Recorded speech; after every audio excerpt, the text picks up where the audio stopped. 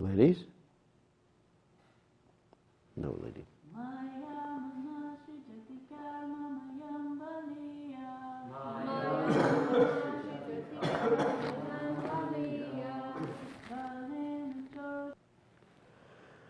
Maya, the external energy of the Supreme Personality of Godhead. Manaha, the mind. And Prabhupada actually has a footnote here. So I'm just going to read the footnote to the word-by-word translation. Prabhupada in the footnote, the mind is always planning how to remain in the material world and struggle for existence is the chief part of the subtle body, which consists of the mind, intelligence, and false ego. So, Srijati creates. Karma mayam, producing hundreds and thousands of desires and acting accordingly. Baliyaha, extremely powerful, insurmountable. Kalena, by time. Chodita guna, whose three modes of material nature are agitated. Anumatena, permitted by the mercy of the glance, time. Pumsaha, of the plenary portion. Lord Vishnu, the expansion of Lord Krishna. Chandamayam, chiefly influenced by the directions in the Vedas. Yat, which. Ajiha, because of dark ignorance. Arpita, offered. Shodasha, 16. Aram, the spokes. Sansara chakram, the wheel of repeated birth and death in different species of life.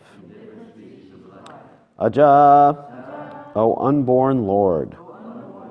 Kaha, who is there? Atitaret, able to get out. Twat anyaha, without taking shelter at your lotus feet. So, purport, means a translation. O Lord, O Supreme Eternal, by expanding your plenary portion, you have created the subtle bodies of the living entities through the agency of your external energy, which is agitated by time. Thus the mind entraps the living entity in unlimited varieties of desires to be fulfilled by the Vedic directions of karma, kanda, fruit of activity, and the 16 elements. Who can get free from this entanglement unless he takes shelter at your lotus feet? You can repeat. O Lord, O Supreme Eternal, by expanding your plenary portion, you have created the subtle bodies of the living entities through the agency of your external energy, which is agitated by time. Thus the mind entraps the living entity in unlimited varieties of desires to be fulfilled by the Vedic directions of karma, kanda, fruit of activity, and the 16 elements. Who can get free from this entanglement unless he takes shelter at your lotus feet? So purport by His Divine Grace A.C. Bhaktivedanta Swami Srila Prabhupada Ki Jai. If the hand of the Supreme Personality of Godhead is present in everything, where is the question of being liberated from material engagement to spiritual blissful life? Indeed, it is a fact that Krishna is the source of everything, as we understand from Krishna himself in Bhagavad Gita, Aham Sarvasya Prabhavaha. All the activities in both the spiritual and material world are certainly conducted by the orders of the Supreme Personality of Godhead through the agency of either the material or spiritual nature. As further confirmed in Bhagavad Gita, 9th chapter, text 10, Maya Jakshena Prakriti Suyate Sa Charam. Without the direction of the Supreme Lord, material nature cannot do anything, it cannot act independently. Therefore, in the beginning, the living entity wanted to enjoy the material energy and to give the living entity all facility. Krishna, the Supreme Personality of Godhead, created this material world and gave the living entity the facility to concoct different ideas and plans through the mind. These facilities offered by the Lord to the living entity constitute the 16 kinds of perverted support in terms of the knowledge-gathering senses, the working senses, the mind, and the 5 material elements. The wheel of repeated birth and death is created by the Supreme Personality of Godhead, but to direct the bewildered living entity in progress toward liberation according to varied stages of advancement. Different directions are given in the Vedas. Chando Mayam. If one wants to be elevated to the higher planetary systems, he may follow the Vedic directions. As the Lord states in Bhagavad Gita in the 9th chapter, text 25, Yanti Deva Vrata Devan Pitrin Yanti Pitri Vrataha Hutani Yanti Bhuteja Yanti Madhyajino Pimam. Those who worship the demigods will take birth among the demigods. Those who worship ghosts and spirits will take birth among such beings. Those who worship ancestors go to the ancestors, and those who worship me will live with me. The real purpose of the Vedas is to direct one back home, back to Godhead.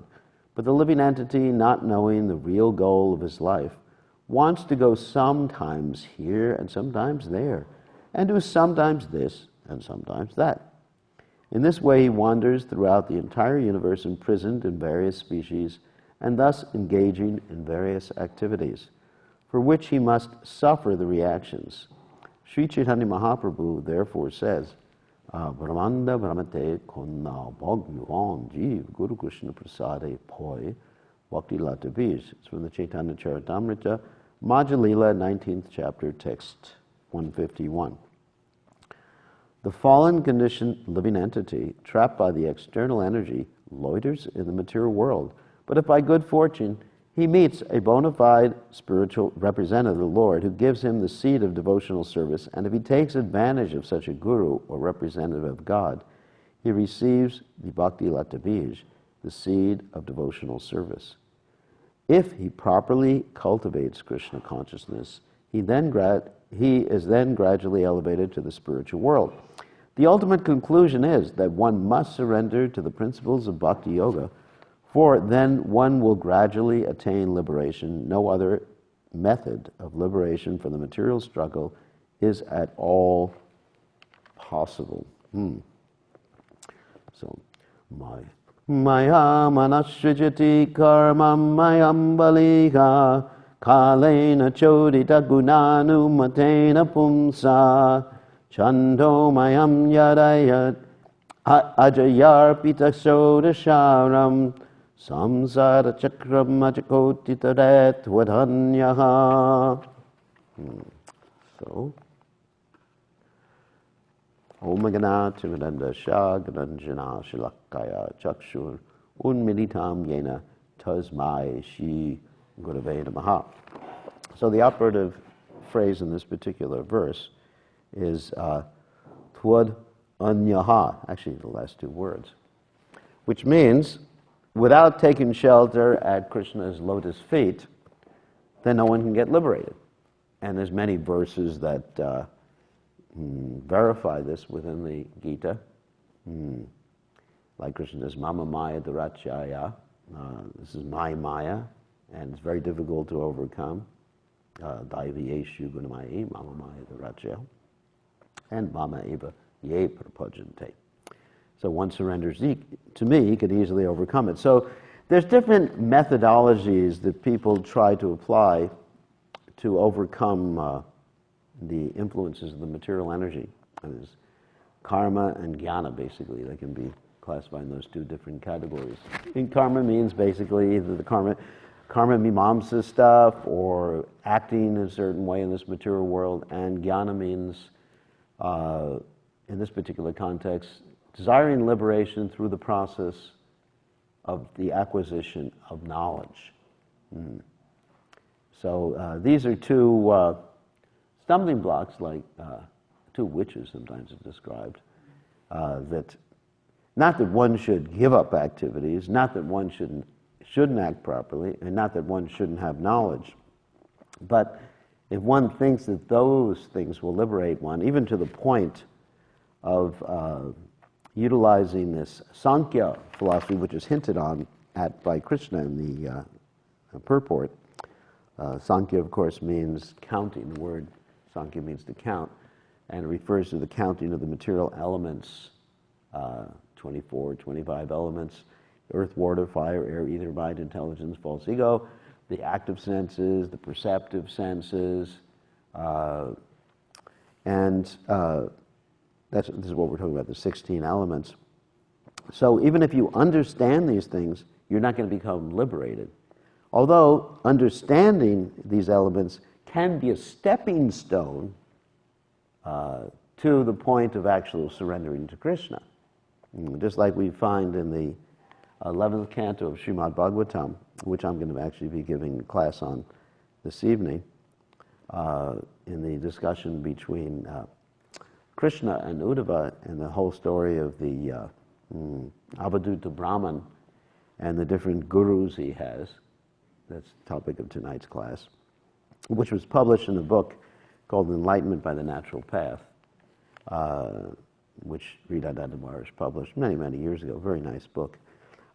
You have this Brahman who is observing these 24 things he's observing in this world, which is reflecting the 24 material elements. I mean, it's considered metaphorical, although he does analyze the different aspects of this material world, not the 24 elements, but he deals with 24 things like the moon and the sun and elephants and young girls and prostitutes. And tonight we'll discuss how one can make spiritual advancement by meditating on those things and accepting those things to be one's gurus. But that's not the point of this morning's discussion. So one can come to the point of understanding a lot about the material world by this Sankhya process, or by this observation of the material. Sankhya means counting or observation of the material energy. I mean, you can understand that life is temporary. You can understand the futility of getting entangled or accepting more than necessary.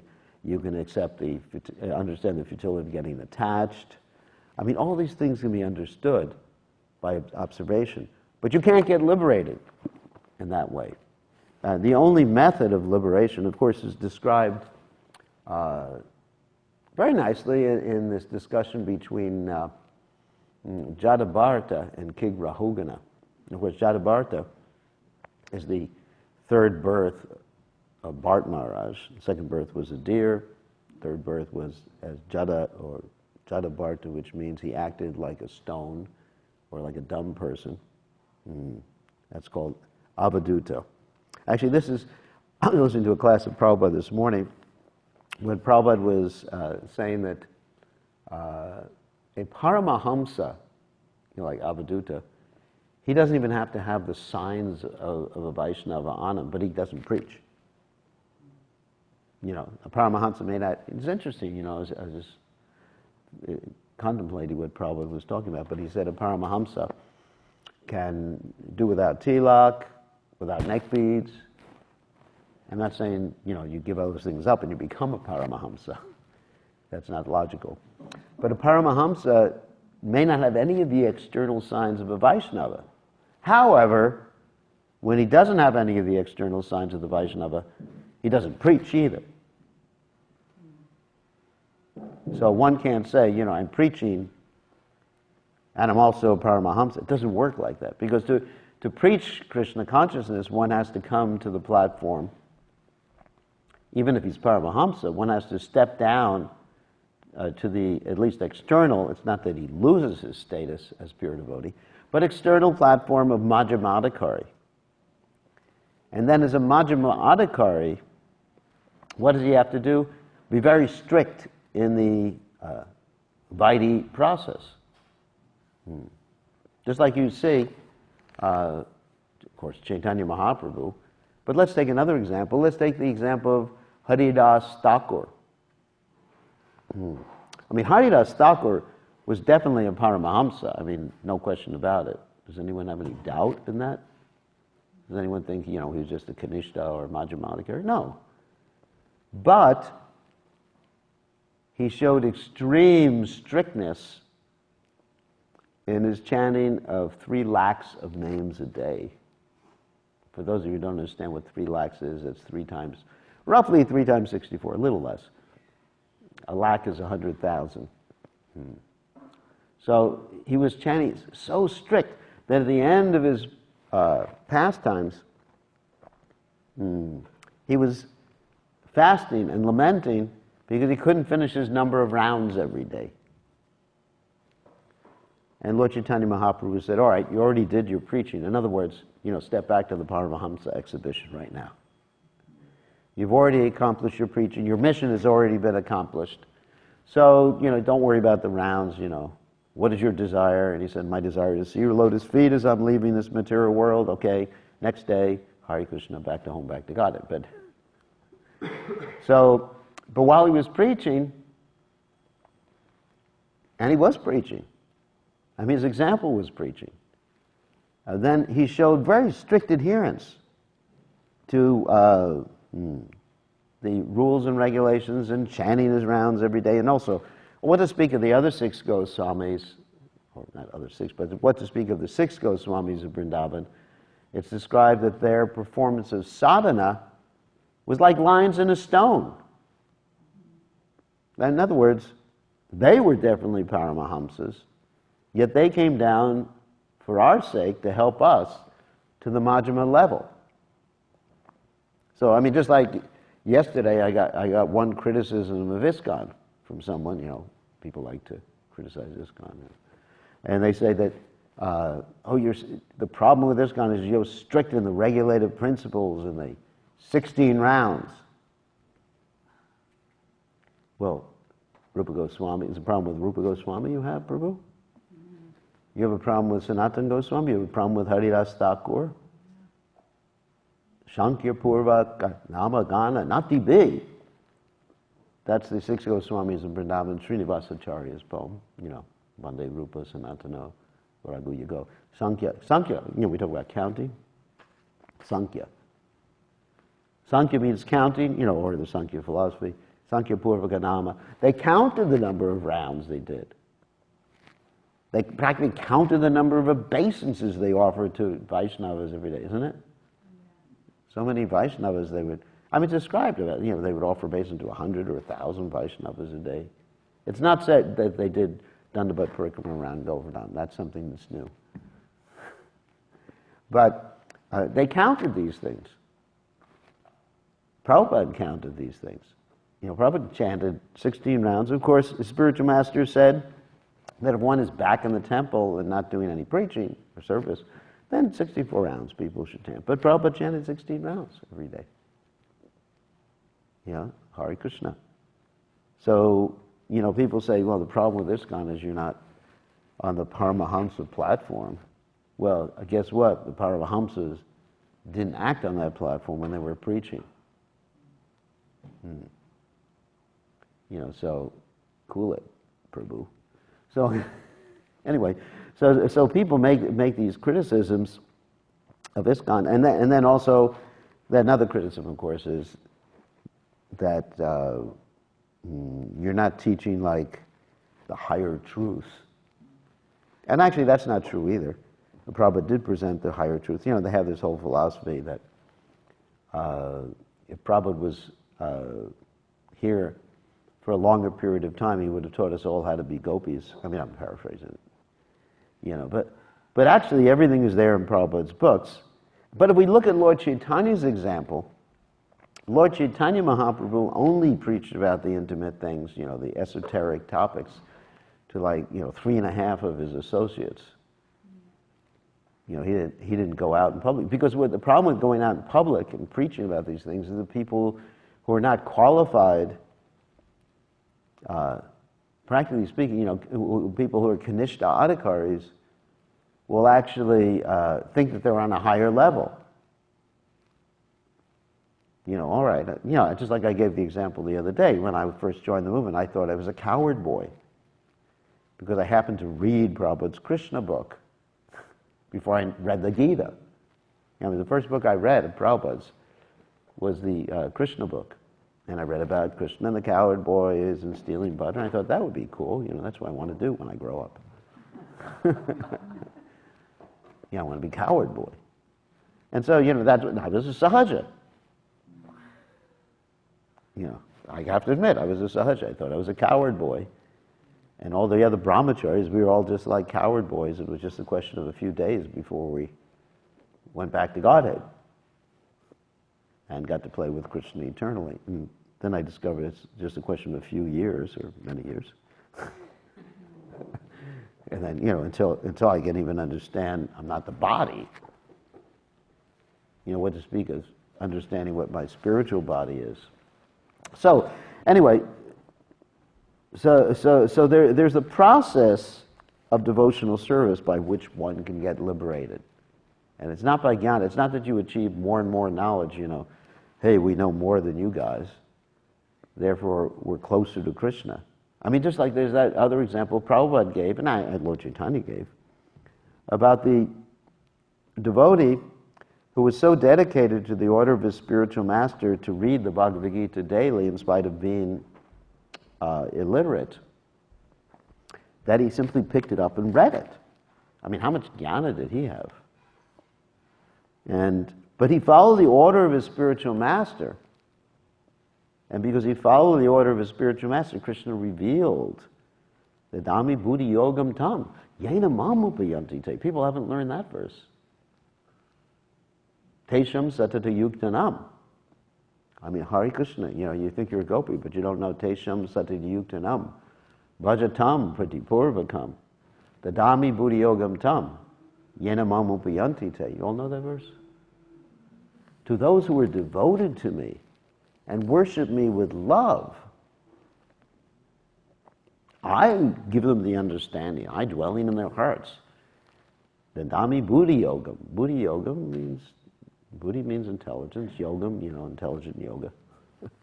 The intelligence by which they can come to me. In other words, I give them all these things. Of course, that also means we study Prabhupada's books. But this person who was illiterate, he was just flipping through the pages. I don't know if they had pictures in the books in those days. You know, sometimes I take the book and I look at all the pictures. Hey, isn't that cool? Here's Hiranyakashipu doing his austerities, living wow, this is nice. Isn't it? Nice. So sometimes I just look at the pictures, you know, when I'm a little tired. So, but anyway, he was flipping through the book, following the order of his spiritual master, and everything was revealed to him. And he was crying, of course, as he was doing all this. And Chaitanya Mahaprabhu asked him, why are you crying? He said, well, I'm not crying because I'm illiterate.